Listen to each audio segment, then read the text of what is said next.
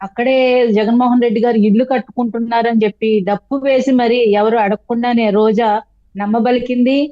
ఆ ఇంకా చెప్పాలంటే చంద్రబాబు గారికి ఇల్లు లేదు, మేమే ఇల్లు కట్టుకుంటున్నాం, మా నాయకుడు అక్కడ ఇల్లు కట్టుకుంటున్నాడు, మేము అమరావతికి మద్దతు ఇస్తున్నాం, మీరందరూ మాకు ఓట్లేసి గెలిపించండి, ఆ ఏ తండ్రి లేని బిడ్డ ఆ జగన్మోహన్ రెడ్డి గారిని వాళ్ళ తండ్రి లాగే పరిపాలిస్తాడు, మహానేత కొడుకు, అది ఇది అని చెప్పి ఇక ఓదార్పు యాత్రలు అంటూ రాష్ట్రం మొత్తం ఆ ఆయన కాలికి బల్పం కట్టుకున్నట్టు తిరిగి 3,000 కిలోమీటర్లు తిరిగాను, 30,000 కిలోమీటర్లు తిరిగాను అని చెప్పి ప్రజల మద్దతు కూడగట్టుకుని ఒక్క ఛాన్స్ అని చెప్పి జగన్మోహన్ రెడ్డి గారి అధికారంలోకి వచ్చిన వెంటనే ఒక అప్పుడే పుట్టిన పసికందుని గొంతు నులిమి చంపేశారు అని చెప్పి మనం న్యూస్ పేపర్ లో కొన్ని వార్తలు వింటుంటాం సార్. ఇంత నరరూప రాక్షసులు ఏంటి, ఇంత దుర్మార్గులు ఏంటి అనుకుంటుంటాం.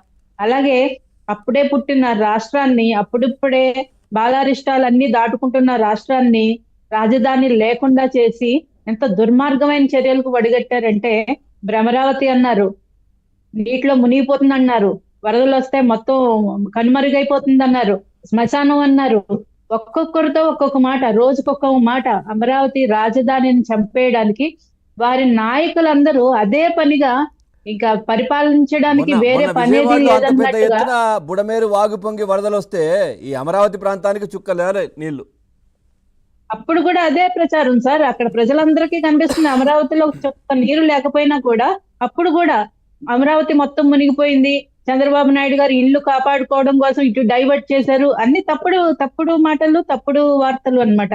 అంటే శ్మశానం కొన్ని అన్నారు విజువల్స్, అంటే అమరావతిని. అక్కడక్కడ గుంతలు ఉంటాయి కదా, అప్పుడు పనులు ప్రారంభించినప్పుడు ఉండే గుంతలు, దాంట్లో వర్షపు నీళ్లతో కొన్ని నీళ్లు నిండిపోతే దాంట్లో ఇప్పుడే వచ్చాయి నీళ్లు నిండిపోయాయని చూపించే ప్రయత్నం చేశారు వీళ్ళంతా.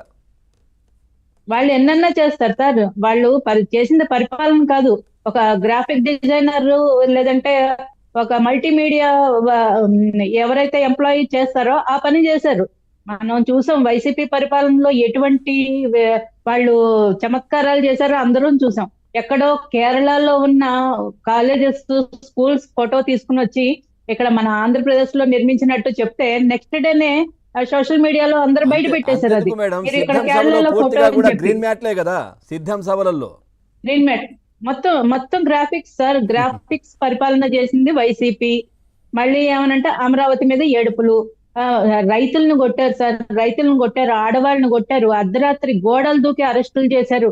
ఏదో ఉగ్రవాదులు టెర్రరిస్టులను అరెస్ట్ చేసినట్టు అమరావతి రైతుల్ని స్వచ్ఛందంగా వాళ్ళంతటి వాళ్ళు రాష్ట్ర క్షేమం కోరి సొంత భూముల్ని, వ్యవసాయం చేసుకుంటున్న భూములను కూడా అందరూ, అంటే రాష్ట్రం మొత్తం బాగుండాలి, మనం విడిపోయి వచ్చాము, మనందరూ కొన్ని త్యాగాలైనా ఎవరొకరు చెయ్యాలి అన్ని కుటుంబాల నుంచి అని పెద్ద మనసుతో వాళ్ళు రైతులు భూములు ఇస్తే జగన్మోహన్ రెడ్డి గారు ఏమన్నా సొంత ల్యాండ్లు తీసుకుని వచ్చి ఇచ్చారా? జేబులోంచి ఒక ఒక రూపాయి తీసి ఇచ్చారా?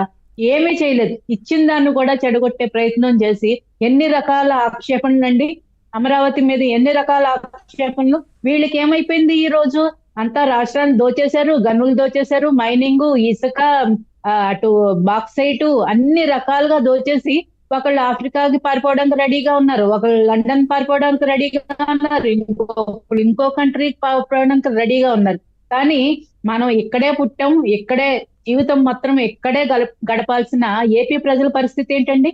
వీళ్ళు దోచుకోవడానికి వచ్చిన దారి దొంగలు లాంటి వాళ్ళు ఎన్ని కబుర్లైనా చెప్తారు, ఎన్ని మాటలైనా చెప్తారు, ఎన్ని మాయ మాటలైనా చెప్తారు, దోచుకుంటారు, వాళ్ళు వెళ్ళిపోతారు. వాళ్ళకి రాష్ట్రం మీద ఎటువంటి ఎమోషన్స్ లేవు.